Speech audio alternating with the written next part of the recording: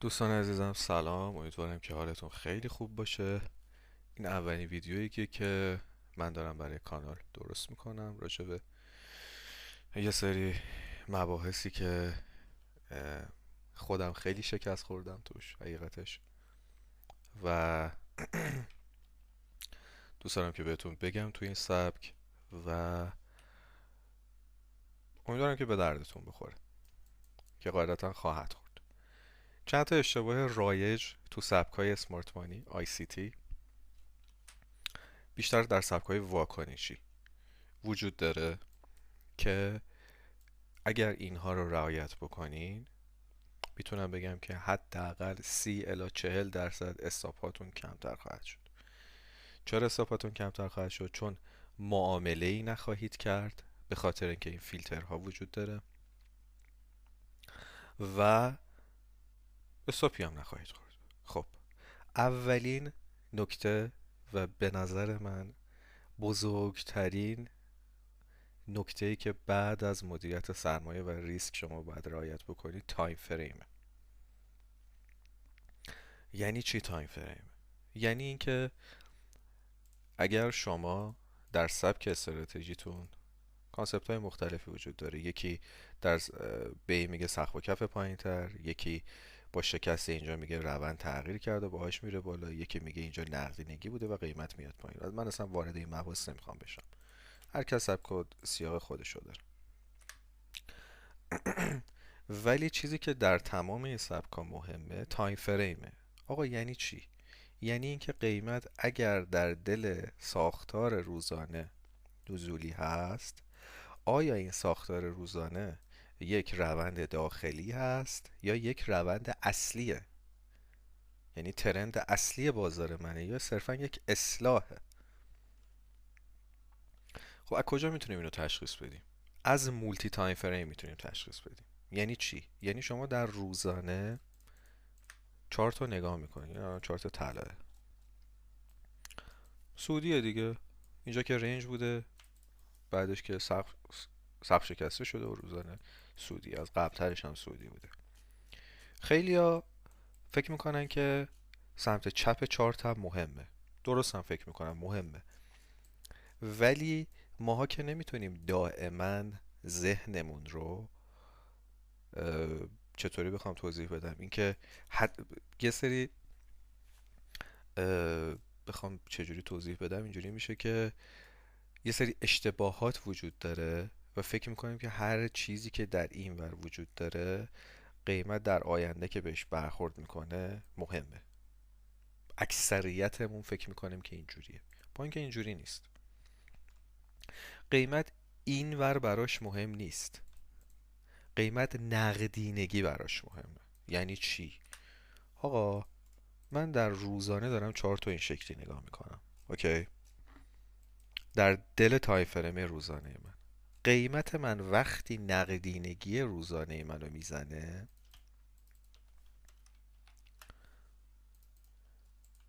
و شکست از سمت بالا میده،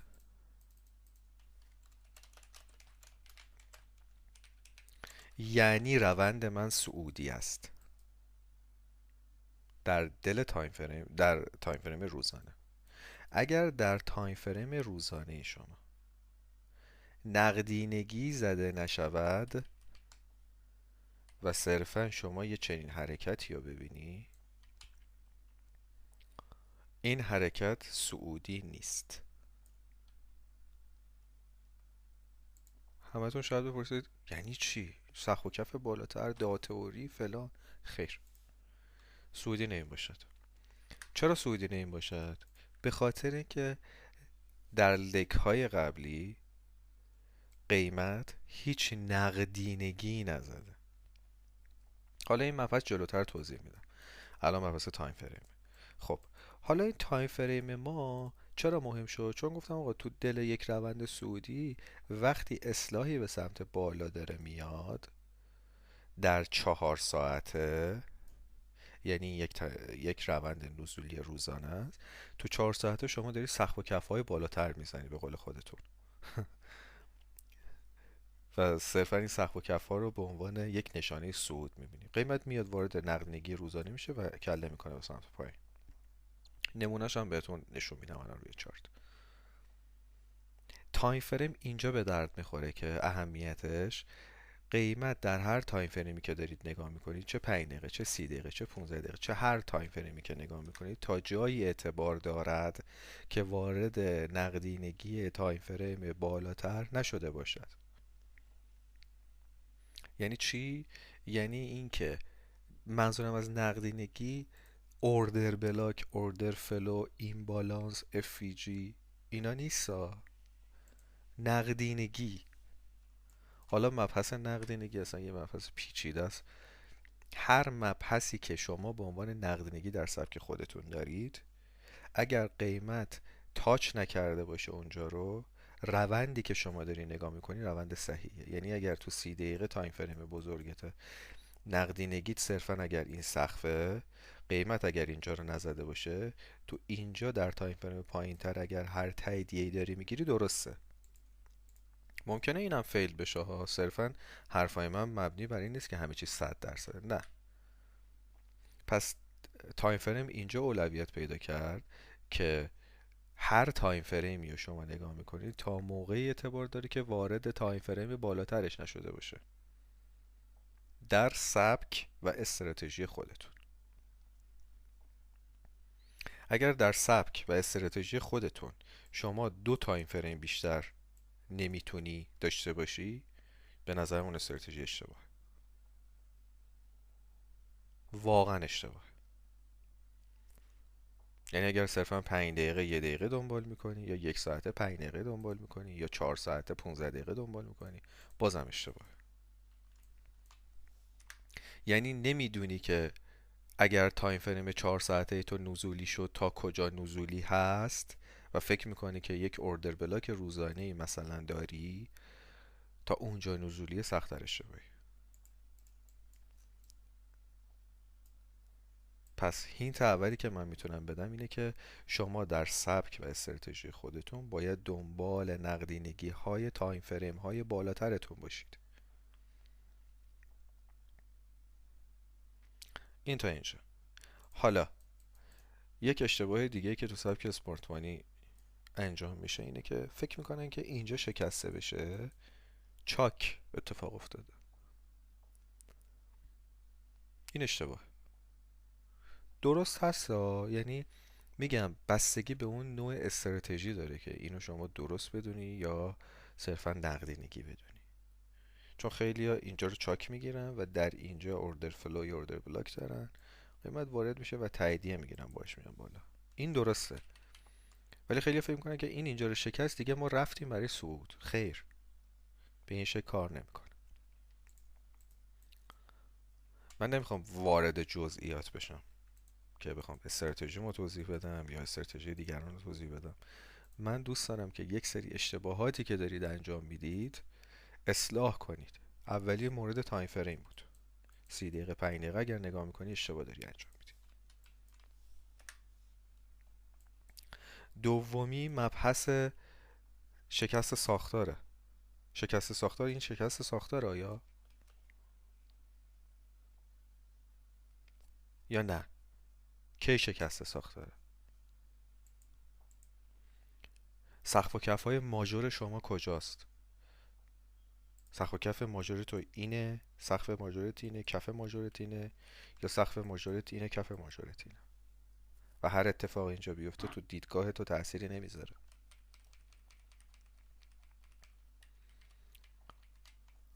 شناسایی سقف و کف‌های ماژور در سبک استراتژی تو وجود دارد یا وجود ندارد؟ اگر وجود ندارد که هیچ، اصلا ول معطلیم هممون. اگر وجود دارد کجاست؟ برای خودت باید مشخص بکنی. یعنی اولیشو مبحث تایم فریم، نقدینگی ها و مولتی تایم فریم. دو، سقف و کف ماژور من یک روندی رو تشخیص دادم طبق استراتژی و تو این روند یک سقف ماژور یک کف ماژور دارم و هر اتفاقی ما بین این بیفته برای من خلاف جهت اون رونده. یعنی فکر کن این روند سودی منه، برای من کف ماژور اینجاست، سقف ماژور اینجاست. چرا اینجاست؟ باید از خودتون بپرسید. برای خیلی‌ها کف ماژور اینجاست، سقف ماژور هم که اگر اینجا شکل بگیره اینجاست. یا خیلی بخوان دیگه وسواس به خرج بدن، کف اینجاست، سقف اینجاست، سقف ماژورشون اینجاست. برای خیلی‌ها سقف اینجاست، کف اینجاست. برای خیلی‌ها حتی یک پولبک خیلی کوچیکم به عنوان سقف و کف ماژور استفاده میشه.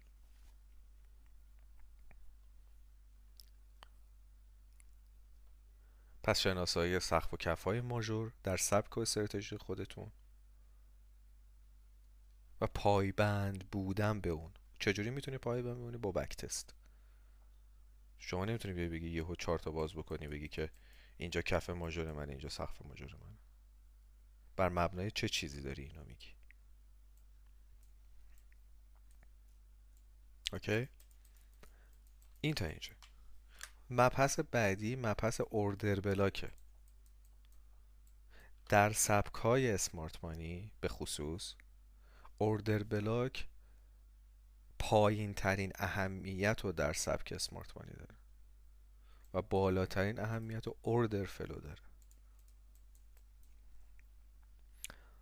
همه اوردر فلوها خیر. الان بهتون میگم کدوم اوردر فلو. الان کل این یک اوردر فلوه. کل اینجا یک اوردر فلوه. شما اگر بخواید خریدی انجام بدی، مثال قیمت وارد اینجا بشه، اگر رو سقف همینجا خرید انجام بدی، حسابت باید این زیر باشه. من دارم اینو به عنوان مثال میگم مگر هیچ کی اینجا خرید نمیکنه. یا نزدیکترین اوردر فلوی شما اینه.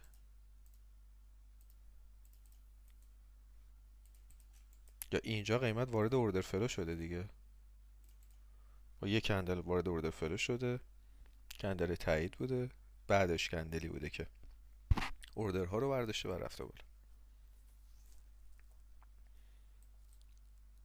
شناسایی اوردر فلوها برای شما بسیار مهمه، نه شناسایی اوردر بلاک ها، نه این اوردر بلاک اینجا. اهمیتی که اوردر فلو داره اوردر بلاک نداره.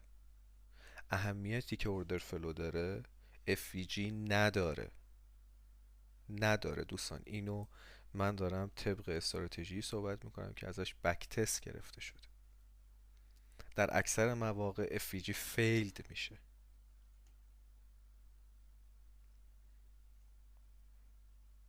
شاید بگید اینجا هم خودش یه FVG بوده، اوکی، مشکلی نیست. ولی اگر حرفهای منم نمیخواید باوری داشته باشید به قول معروف، حتما اگر FVG هم وجود داشت در کنار اوردر فلو رو تو اهمیت بالاتری قرار بدید. نه FVG ها، نه اوردر بلاک ها، نه موارد مشابه. ببینید اینجا هم یه اوردر فلو تاچ شده. قیمت منتظر اوردر بلاک نمونده.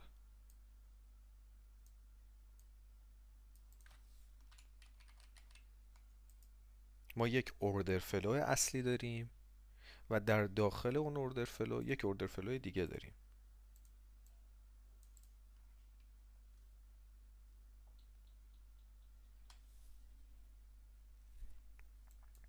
پس شد اینکه تایم فریم ها رو روش کار بکنیم، تمرین بکنیم، نقدینگی، سقف و کف های ماژور خودمون رو تو تایم فریم های مختلف تایید بکنیم و پیدا بکنیم.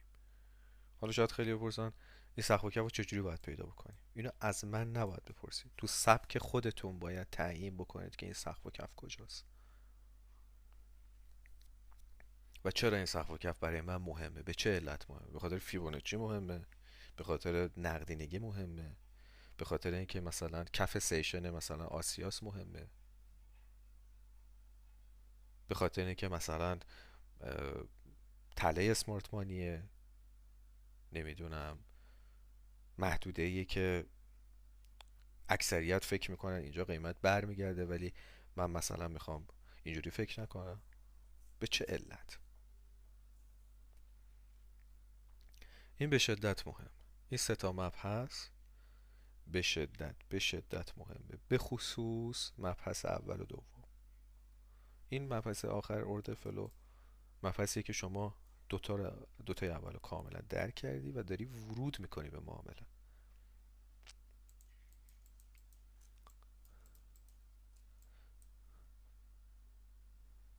در غیر این صورت شما اگر سقف و کف ماژوری برای خودت تو تایم فریم های مختلف نداری، نقدینگی تایم فریم بالاترتون نمیدونی کجاست و صرفا یه 5 دقیقه میبینی یا 30 دقیقه میبینی یا دو تایم فریم بیشتر نمیبینی، در این بازار سودده نخواهی شد. شاید بگی خیلی ها هستن الان فقط 15 دقیقه و 5 دقیقه نگاه میکنن و سودده هن. قبول دارم، ولی انقدر بار روانیش بیشتره و انقدر اشتباهات مکرر انجام میدی که 90% نمیتونن تحمل بکنن، چون 15 دقیقه یهو اینجوری میشه.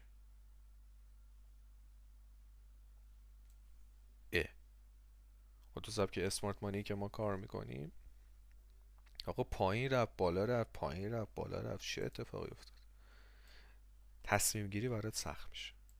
واسه همینه که میگم شما بری بزرگترین تریدرهایی که برداشت های سنگین از پراپا دارن انجام میدن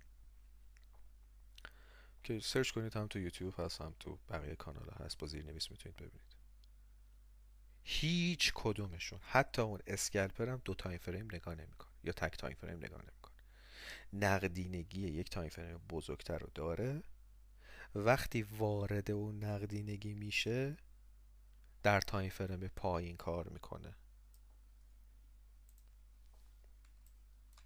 نه صرفا 15 دقیقه رو نگاه کنه و در 1 دقیقه تصمیم بگیره. 4 ساعته رو نگاه میکنه، در 15 دقیقه تصمیم میگیره، در 1 دقیقه ورود میکنه.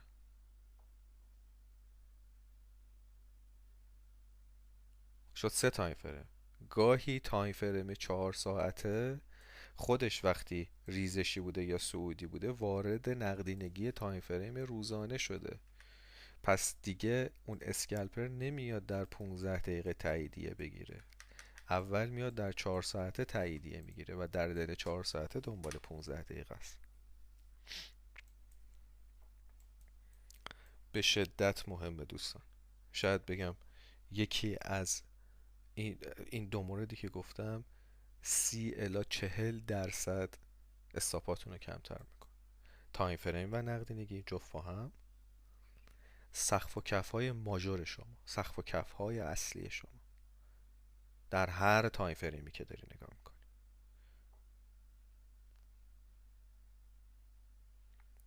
یه نکته هم که وجود داره، خلاف جهت پوزیشنی باز نکن. یعنی شما یک سقف و کف ماژور داری، مثال سعودی قیمت الان اینجوری، در دل این روند نزولی منتظر تغییر ساختار باش در ترند اصلی خودت.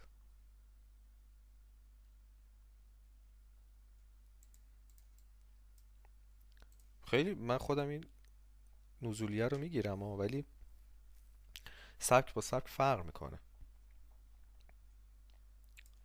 میگم خیلیا یه شکست اینو میگن چاک، در بالا اینجا اوردر بلاک میکشن و انتظار دارن که قیمت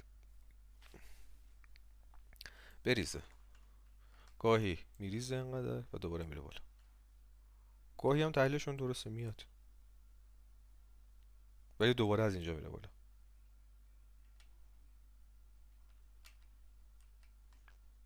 چون سقف کف ماژور تعیین نشده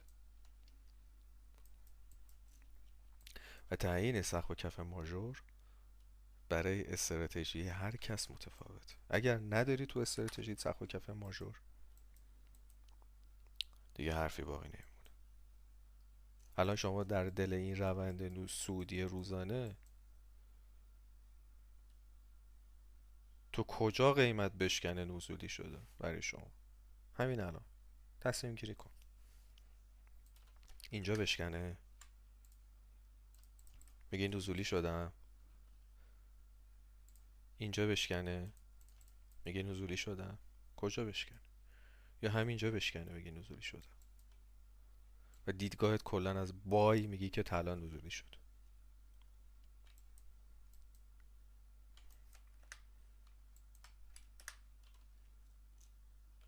درسته؟ همین الان تو لایوی که دارم نشون میدم تصمیم گیری کن برای خودت کجا بشکنه من نزولی شدم و تو بک تستش تست بکن. بگو من تصمیم گرفتم اینجا بشکنه نزولیم، قیمت بیاد پایین تر، بیاد پایین تر. یا وقتی قیمت اینجا رو میزنه اینجا رو میزنه به عنوان نقدینگی دارم در نظر میگیرم و دنبال حرکت به سمت بالا هم. کدومش؟ برای خودتون تصمیم گیری کنید، ببینید که کدوم اتفاق میفته و اینم فقط با بک تست. امیدوارم که استفاده کرده باشید. سوالی اگر داشتید تو این موضوع تا جایی که سوادشو دارم حتما کمکتون میکنم، بپرسید. پیروز و موفق باشید.